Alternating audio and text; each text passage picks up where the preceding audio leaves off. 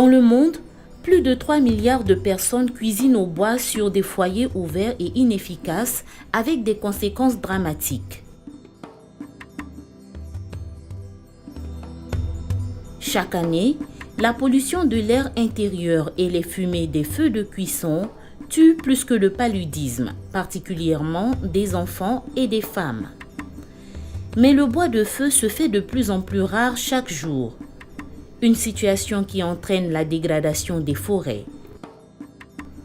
Par exemple, il y a 60 ans au Sénégal, on pouvait trouver le bois et le charbon aux alentours de la ville de Dakar. Aujourd'hui, les camions sont obligés de parcourir plus de 800 km pour en trouver. En plus de leur rareté, le bois et le charbon sont devenus très chers.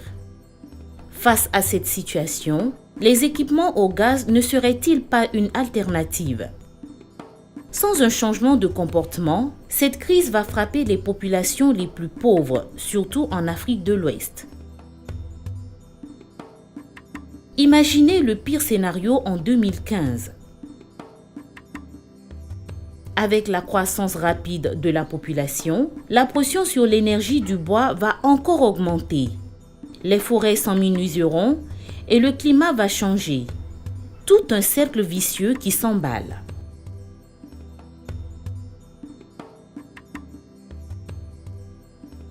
Le pire scénario en 2020.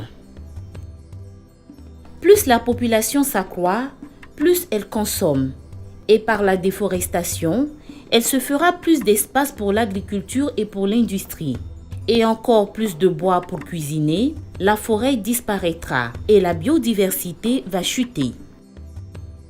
En campagne, les femmes et les enfants seront obligés d'aller toujours plus loin à la recherche du bois. Cela prend beaucoup de temps au détriment de l'éducation et des activités génératrices de revenus. Sur le chemin, ils s'exposent ainsi à de multiples dangers.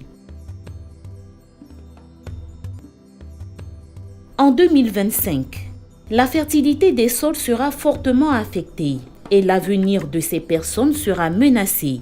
Beaucoup d'entre elles seront forcées de quitter leur village pour tenter leur chance dans les grandes villes. Maintenant, imaginez le meilleur scénario en 2015. Tout cela n'arrivera pas si l'on agit dès aujourd'hui pour préparer demain. Avec l'utilisation des foyers améliorés qui protègent la santé et qui feront économiser 40% du combustible ainsi que du temps et de l'argent. En plus, ils permettront une gestion durable des forêts qui servira une population de plus en plus croissante. Le meilleur scénario en 2020. Planter des arbres et gérer durablement les forêts sont des actes qui préserveront les ressources naturelles et créeront de nouveaux emplois. La production de combustible et la confection de foyers efficaces sont autant d'opportunités économiques que nous devons saisir. Aussi, les combustibles alternatifs tels que le bioéthanol, le biogaz et le gaz butane réduisent considérablement l'utilisation des ressources en bois et préservent la santé. La population locale pourra donc bénéficier de la création d'emplois. C'est parce que nous aurons raisonnablement géré les forêts que nous allons stopper sa dégradation et préserver ainsi la biodiversité. Et le meilleur scénario en 2025. Les ménages dépenseront moins pour le bois de feu. Ils se libèrent du temps et contribueront ainsi à la préservation des ressources naturelles. De ce fait, des millions de nos femmes et enfants auront une meilleure santé.